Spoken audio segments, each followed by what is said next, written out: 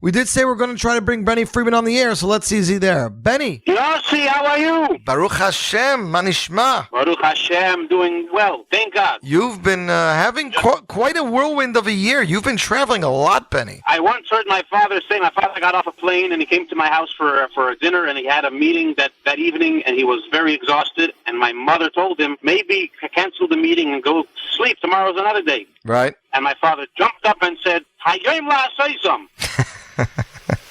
We have to do it today. Very true, very true. But the question is, has Benny Friedman finished a passport book this year? I have indeed. What they do is today you can add paper, you can add pages. But is this new, or this is something that's already been happening the last few years? It has been happening slowly for the last few years, but definitely over the last, I would say, year and a half, 2 years, it definitely got very crazy. Baruch Hashem, Baruch Hashem. So Baruch Hashem, fill the world with light, Benny, huh? That's the whole point of everything. FTWWL. That's what they're saying on the streets. Hashtag. Yeah. So I got Fill the world with light. Fill the world with light. I mean, it's funny actually, because if you think about it, your uncle had a song about light a few years ago. That's right. A little bit of light. A little bit of light. A lot of darkness. So Avremel starts off with a little bit, and Benny says, "Hey, I'm a millennial. I'm a 2016 guy. Let's fill the world with light. No little bit of light." That's right. So I must tell you, when Surly sent me the opening track on the album, I was like, "Wow!" I said, as much as I loved Yesh Tikva, Ivri Anochi for me is the new Yesh Tikva. That's how much it was for me. Now, obviously, I never heard this song as a demo, and it probably had different words in the beginning. So how hard was it to actually see in the beginning what can be with it in the end? It's in the beginning of it, when you're working on it, it's just a thought, at least for me. Right. It doesn't really have a shape as far as the lyrics itself. The tune was there. Ari Goldberg wrote the tune, and he put the words to the chorus. He set those words. He set the words. So the idea was planted in there from Ari's original composition. The exact way that the words would come out so strong, the original lyrics, and so get knocked, and to the point, was really something that is credited to the talent of the writers who ended up writing the lyrics, because we went to different writers. Right. Yeah, Shmuel Marcus. Shmuel Marcus, and Miriam Israeli. But before we went there, we tried out different writers. We were trying really to lock it down in the best way. Mm-hmm. And you see the finished product, really, Shmuel Marcus and Miriam Israeli, they hit the nail on the head. Yeah, I got to tell you, it's actually funny because one of my neighbors here is like a crazy Benny Friedman fan. He's a Rebbe in Yeshiva, and I was playing him Ivry on my phone, and I never looked at the book because I get the album from Surly first digitally to play on the air till I go into Borough Park and get a copy, and it says Bnei Avram Yitzchak v'Yaakov Bnei Sarah V'Lachav Leah Ivry Anochi. I figured it was somewhere in Chumash in Bereshis where it talks about Avram Yitzchak and Yaakov, right? And he looks at me, he's like, I think it's a pasuk in Yoina. I was like, and I went home and I looked at the PDF and I was like, Taka, he's right. This is not your typical Avram Yitzchak Yaakov pasuk. Ivri Anochi v'es Hashem Elokei Shemayim and Yirei. It goes back to Yoina. We're talking about Haftarah Yulain on Yom Kippur, not Stam Pashat the words. Right. Yep. And it's Ari Goldwag's genius. Yeah. That he saw those words and he saw in them the makings of a Jewish pride anthem. Right. Which is something that as age got on, being a Jew became easier with all the kosher products and more shuls being available and everything. But very few people, they'd wear a bumper sticker or something that says "Proud to be a Jew." Even when you're amongst goyim, some people will still feel uncomfortable and wear a baseball cap. They don't want to be different, but to have an anthem in today's day and age, it's just an amazing message. Yeah, when you say they don't want to be different, but like you say in the song, it's not what you've done, that's how we made you. Yeah. You don't have a choice. You are different. 100%. I also noticed on the song that... You may as well be proud of it. Yes. Hashtag Proud Jew. I also saw background vocals. Background vocals included Yoni Z, and this is, I think, the second song on the album that Yoni Z did background vocals. From what I remember, I think he did background vocals on Kulam Shirim as well. So I'm happy to see that unification, that camaraderie-ship of Jewish music artists. Very rarely do they collaborate or even do background vocals on one another's album. Where did this friendship start? Does this go way back? Well, Yoni and I are good friends for a long time. Yoni did also background background vocals, first of all, for Fulfill Your Tefillah on the previous album. And also, Yoni is also on background vocals for Ivri Anoichi, for Kulam Sharim, for Es Tzemach David, and for Rabbi Yeshua Omer. Oh, I didn't know that. Besides that, we also have background vocals together with Eli Marcus and Baruch Shalom Blisovsky. So this was mamish collaboration effort, yes. Exercise in Achdus. Right. It's very. The question is Benny Friedman going to do background vocals on Yoni Z's album? The minute he asks me, I will be there. I guess we're going to have to record this show and send him a message. It's funny because, Benny, when I listened to this album in my car the last 2-3 weeks, my daughters already have the song track down pat. You know, not by name, but by track. My younger twin says 1, 3, and 6. My older twin says 1, 2 because she wants Al Tishlach Yodcha. One wants a Shir Hashem and one wants Al Tishlach Yodcha. One of the songs that I grew to like right away, and obviously the message only enforced it more, is track 4, Rabbi Yeshua Omer, which after reading the booklet I found out that this Rabbi Yeshua was a relative of yours. Yes. Also, a lot of people have that first reaction. Rabbi Yeshua Omer, so they right away they look into the Mishnayos, they look in Pirkei Avos. Where does it say this pasuk? But it's not a pasuk from Pirkei Avos. So Rabbi Yeshua is not a Tana. He's my uncle, Rabbi Yeshua ben Yomen Gordon of blessed memory, who all his life he practiced these words: B'meretz u'b'bitachin chazak. B'meretz is work hard, don't sleep in, hustle, yasul muva muscle, do your istadlus, make sure that you do everything in your capability to do. And the second ingredient, u'b'bitachin chazak, and have tremendous faith. Bitachim, yeah. I gotta ask you, what the Eibishter will take care of the rest. My daughter said I gotta find out what is hustle. You've got to hustle, yasul, move him. Who's Yossel? Who is he talking to? He's talking to you, Yossi Zweig. Yeah, he's talking to me. Yossel is a placeholder. Yossel refers to everybody. It happens to rhyme with hustle and move a muscle, so use the word Yossel. But the Yossel there is talking to everybody. It's talking to you. But you hear him say it. Sure. You hear him say it in the song, so it's a line. So I guess Yossel's like saying Jew, right? Yeah. Interesting. I will share with you after we get off the phone. I will send you the video link to the interview that I took this audio from. Everything will become a lot more clear when you see the interview. But basically, he's saying B'meretz. What does B'meretz mean? B'meretz means work hard. Can't sleep in until 12 and turn over and say, I'm so lazy. Let me just no. You got to get up early. You got to pound the pavement. Hustle, move a muscle. So he must have been talking to guys who sing every night at weddings and say, I can't get up at 7 to daven. I'll daven later. That's right.